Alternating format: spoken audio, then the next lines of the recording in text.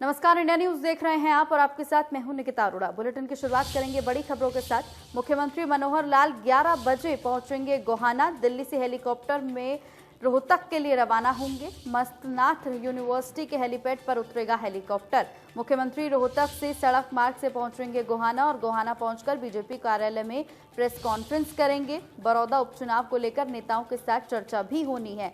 सोनीपत में 1:30 बजे पहुंचकर कार्यकर्ताओं से मुलाकात भी वो करते हुए नजर आएंगे। तो गोहाना पहुंचकर बीजेपी की आज प्रेस कॉन्फ्रेंस होनी है, जिसमें मुख्यमंत्री मनोहर लाल खट्टर शामिल होंगे। 11 बजे गोहाना पहुंचेंगे। दिल्ली से हेलीकॉप्टर में रोहतक के लिए रवाना होंगे और बताया जा रहा है कि प्रेस कॉन्फ्रेंस करते हुए नजर आएंगे। मस्तनाथ यूनिवर्सिटी के हेलीपैड पर हेलीकॉप्टर उतरेगा। सीएम रोहतक से सड़क मार्ग से होते हुए गोहाना पहुंचेंगे। गोहाना पहुंचकर बीजेपी कार्यालय में प्रेस कॉन्फ्रेंस करनी है उनको। तो मुख्यमंत्री मनोहर लाल खट्टर का गोहाना दौरा, 11 बजे गोहाना पहुंचना है। मुख्यमंत्री मनोहर लाल खट्टर को दिल्ली से हेलीकॉप्टर में रोहतक के लिए वो रवाना होंगे, जिसके बाद सड़क मार्ग के द्वारा वो गोहाना पहुंचेंगे। मस्तनाथ यूनिवर्सिटी के हेलीपैड पर हेलीकॉप्टर उतरेगा। सीएम रोहतक से सड़क मार्ग से पहुंचेंगे गोहाना और बताया जा रहा है कि गोहाना पहुंचकर बीजेपी कार्यालय में प्रेस कॉन्फ्रेंस करने जा रहे हैं मुख्यमंत्री मनोहर लाल खट्टर। तो मुख्यमंत्री मनोहर लाल खट्टर आज 11 बजे गोहाना पहुंचेंगे और प्रेस कॉन्फ्रेंस को संबोधित करेंगे। दिल्ली से हेलीकॉप्टर में रोहतक के लिए रवाना होंगे। मस्तनाथ यूनिवर्सिटी के हेलीपैड पर हेलीकॉप्टर उतरेगा और बताया जा रहा है कि प्रेस कॉन्फ्रेंस में वो शिरकत करेंगे, प्रेस कॉन्फ्रेंस करेंगे। सीएम रोहतक से सड़क मार्ग के द्वारा गोहाना पहुंचेंगे। तो गोहाना पहुंचकर बीजेपी कार्यालय में प्रेस कॉन्फ्रेंस करने जा रहे हैं। मुख्यमंत्री के आज तमाम विशेष काम आज रहने वाले हैं। बताया जा रहा है कि प्रेस कॉन्फ्रेंस के अलावा कई मुद्दों पर आज चर्चा भी होनी है और दिल्ली से हेलीकॉप्टर में रोहतक के लिए रवाना होंगे मुख्यमंत्री मनोहर लाल खट्टर। मस्तनाथ यूनिवर्सिटी के हेलीपैड पर हेलीकॉप्टर उतरेगा। सीएम रोहतक से सड़क मार्ग से पहुंचेंगे गोहाना। गोहाना पहुंचकर बीजेपी कार्यालय में प्रेस कॉन्फ्रेंस करते हुए वो नजर आएंगे। इसके अलावा कुछ मुद्दों पर चर्चाएं भी होनी हैं, जिसको लेकर मनोहर लाल खट्टर गोहाना पहुंच रहे हैं।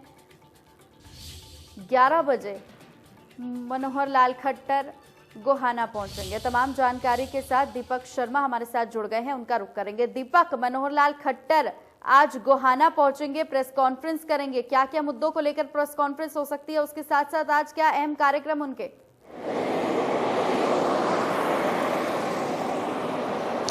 जी बिल्कुल, मुख्यमंत्री मनोहर लाल जो कि अगर बात करें फिलहाल रोहतक के लिए रवाना हुए। रोहतक से कुछ देर के बाद 11 बजे मुख्यमंत्री मनोहर लाल गोहाना पहुंचेंगे। गोहाना में अगर बात की जाए तो मुख्यमंत्री मनोहर लाल एक प्रेस वार्ता को संबोधित करेंगे। इस प्रेस वार्ता में अगर बात करें प्रदेश सरकार के कामकाज को लेकर के कई चर्चाएं रहेंगी। सरकार के जो और उसके साथ साथ खासकर जो किसानों को लेकर के अगर बात करें, इस वक्त एक बड़ा मुद्दा बना हुआ है।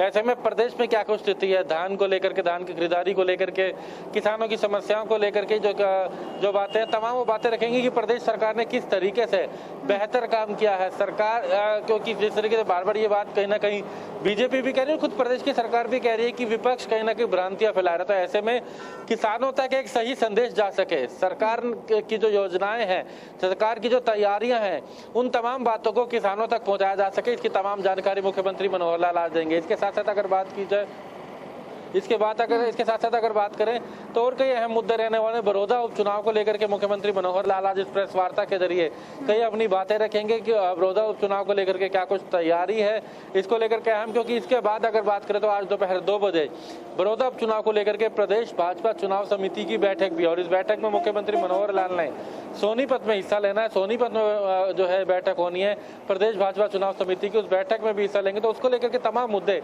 आज की इस प्रेस वार्ता के जरिए मुख्यमंत्री जो है तमाम अपनी बातें सामने रखेंगे। जी ठीक है दीपक, आप बने रहिए हमारे साथ, लेकिन उससे पहले आपको बता दें कि मुख्यमंत्री मनोहर लाल खट्टर आज गोहाना पहुंचेंगे। बड़ौदा चुनाव को लेकर आज बैठकें भी होनी है और उसके अलावा बताया ये जा रहा है कि लगातार जिस तरीके से विपक्ष हावी हो रहा है किसान मुद्दे को लेकर, उसको लेकर भी आज चर्चाएं हो सकती हैं।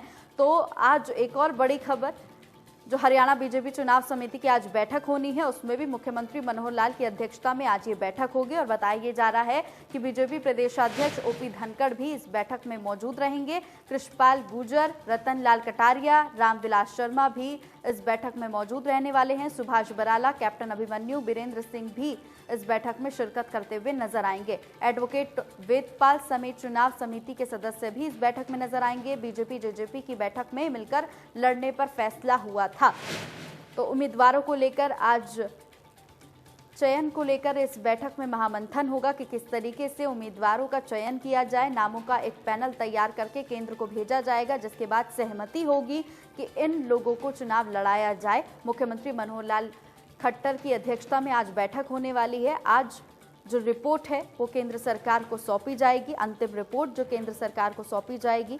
कृष्णपाल गुर्जर, रतन लाल कटारिया, तमाम बड़े अधिकारी जो आज इस बैठक में जुड़ते हुए नजर आएंगे। इसके अलावा आपको बता दें कि चुनाव समिति के तमाम सदस्य जो आज इस बैठक में जुड़ेंगे, नामों का एक पैनल तैयार करके केंद्र को भेजा जाएगा। बीजेपी चुनाव समिति की अहम बैठक आज होने जा रही है। हाल ही में बड़ौदा उपचुनाव है और उसको लेकर बीजेपी चुनाव समिति की ये काफी अहम बैठक मानी जा रही है। कृष्णपाल गुर्जर, रतन लाल कटारिया, रामविलास शर्मा भी इस बैठक में मौजूद रहेंगे। दीपक शर्मा हमारे साथ जुड़े हुए हैं, उनका रुख करेंगे। दीपक, आज बीजेपी चुनाव समिति की बैठक है, आज एक रिपोर्ट तैयार करके केंद्र सरकार को भेजी जाएगी, केंद्र को भेजी जाएगी। क्या कुछ हो सकता है, किन किन बड़े नामों का आज चयन हो सकता है, क्या संभावनाएं फिलहाल बताई जा रही हैं अभी तक?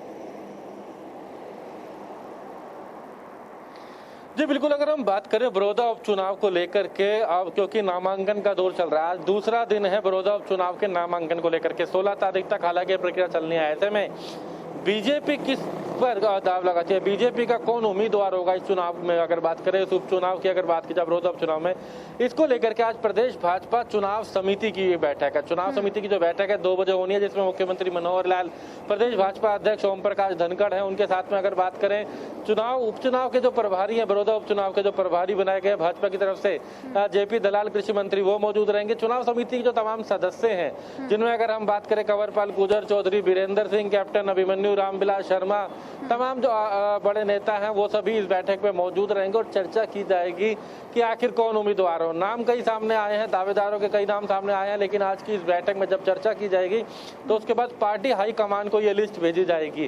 अंतिम और हालांकि पार्टी हाईकमान ने ही लगानी है कि कौन सा उनका उम्मीदवार होगा बड़ौदा उपचुनाव को लेकर के। लेकिन जहां तक नामों की बात की जा रही थी, कई ऐसे नाम जो है पार्टी के सामने आए हैं। हालांकि पिछले चुनाव की बात की जाए तो योगेश्वर दत्त जो है वो बीजेपी के उम्मीदवार थे, उनका नाम भी सूची में तेजी के साथ है। इसके साथ साथ अगर बात की जाए तो चाहे हम बबीता फोगाट की बात करें, इसी तरीके से अगर बात की जाए तो यहाँ पर अगर जिस तरीके से अगर बात करें भूपेंद्र हैं, मलिक है, उनका नाम भी सामने आ रहा है। कई ऐसे नेता हैं जिनके नामों को लेकर के चर्चा जो है की जा रही है। कपूर नरवाल है, उनके नाम को लेकर के भी चर्चा की जा रही है। लेकिन ये तमाम नामों को लेकर आज की इस बैठक में चर्चा होगी। 18 तकरीबन ऐसे आवेदन है जो कि भाजपा के कार्यकर्ता पदाधिकारी जिन्होंने चुनाव लड़ने की इच्छा जताई है। अब इन 18 में कौन सा इनका उम्मीदवार बन पाएगा या शॉर्टलिस्ट करने के बाद किसको पार्टी हाईकमान के पास आगे भेजा जाएगा, ये आज की इस बैठक में तय किया जाना है। जी दीपक, जिन नामों को आपने गिनाया, बबीता फोगाट, योगेश्वर दत्त, ये लोग स्टार प्रचारकों की लिस्ट में भी आते हैं, स्टार प्रचारक की भूमिका भी ये लोग निभाते हैं। कहीं ना कहीं इनके नामों की अटकलें सबसे ज्यादा लगाई जा रही हैं। तो आज कहीं ना कहीं ये माना जाए कि इन कुछ नामों में से ही आज कोई नाम तय हो सकते हैं, क्योंकि ये जो 2 नाम हैं लगातार हरियाणा में इनकी अटकलें ज्यादा लगाई जा रही हैं।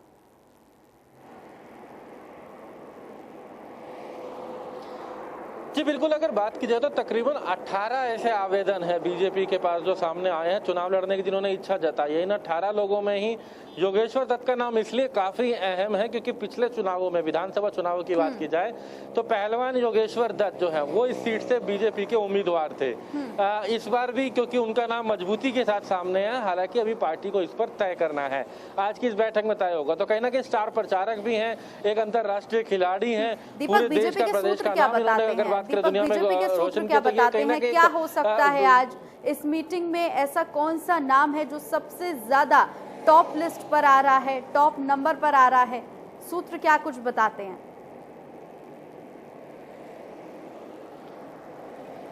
जी बिल्कुल, अगर हम सूत्रों की बात करें तो योगेश्वर दत्त, भूपेंद्र मलिक, केसी बांगड़, कपूर नरवाल और अगर बात करें बबीता फोगाट, ये 5 नाम है उन 18 में से जिनको लेकर के कहीं ना कहीं पार्टी की सोच इनके आसपास है कि आखिर कौन हो सकता है। हालांकि हमने 4 नाम बीजेपी से जुड़े हुए की बात कर रहे हैं, जिसमें हम बात कर रहे हैं खुद योगेश्वर दत्त की, हम बबीता फोगाट की बात कर रहे हैं। दोनों पिछले चुनावों में पार्टी से चुनाव लड़ चुके हैं। इसके अलावा अगर बात की जाए तो भूपेंद्र मलिक हैं जो पार्टी के से जुड़े हुए हैं। इसके साथ साथ कपूर नरवाल है।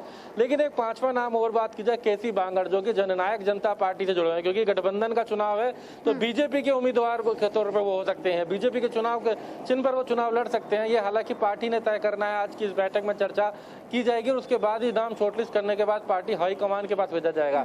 तो आज प्रदेश भाजपा चुनाव समिति की बैठक है जिसमें चर्चा की जाएगी नामों को लेकर के। जो 18 आवेदन हो सकता है वो एक नाम कब तक सामने आ सकता है, केंद्र सरकार कब तक इस पूरी रिपोर्ट पर अपना फैसला सुना सकती है, क्योंकि हाईकमान को ही नाम शॉर्टलिस्ट करना है।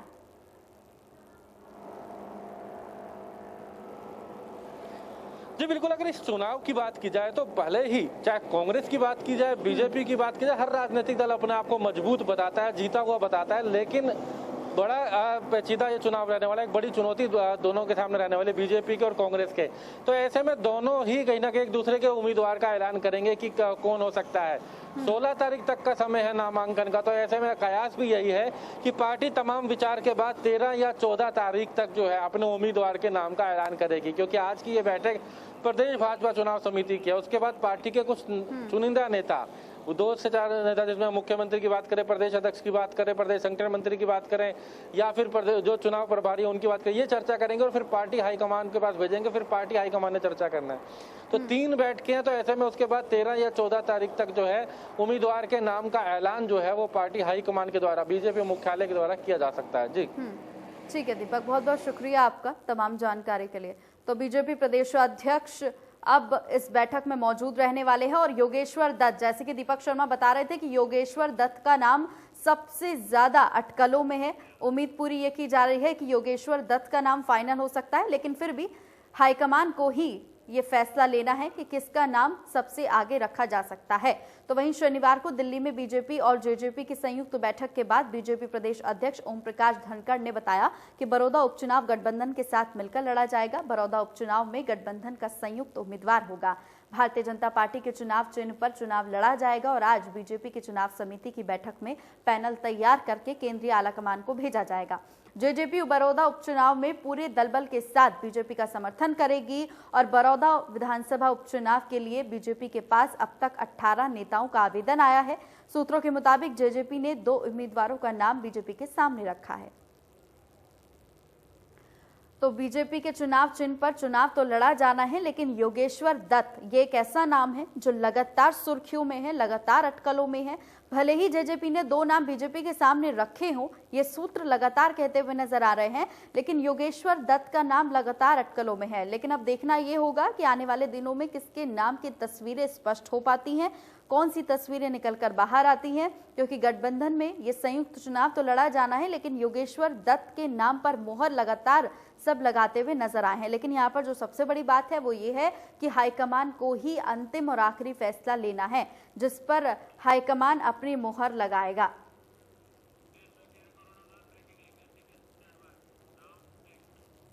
और इस वक्त की बड़ी खबर मिल रही है कि किस तरीके से कोरोना लगातार अपने पैर पसारता हुआ नजर आ रहा है। देश विदेश में क्या कुछ हाल है कोरोना का, बताते हैं आपको। देश में 73,220 नए केस पहुंच चुके हैं। कोरोना के 24 घंटे में 82,292 रिकवर मरीज हुए हैं। एक दिन में 929 कोरोना मरीजों की मौत हो चुकी है। तो ये कोरोना के कुछ बढ़ते हुए आंकड़े आप देख रहे हैं। 69,77,000 के पार पहुंच चुके हैं आंकड़े। 8,82,947 एक्टिव मरीज मिले हैं। तो ये कोरोना ब्रेकिंग लगातार आपकी टीवी स्क्रीन पर फ्लैश होते हुए देश में 73,220 नए कोरोना केस मिले हैं। 24 घंटे में 82,292 रिकवर हुए हैं मरीज और बताया जा रहा है कि एक दिन में 929 कोरोना मरीजों की मौत हो चुकी है। और उसके साथ साथ आपको बता दें कि 69,77,000 से ज्यादा कुल संक्रमित केस फिलहाल मिले हैं। लगातार कोरोना दोगुनी रफ्तार से आगे बढ़ रहा है।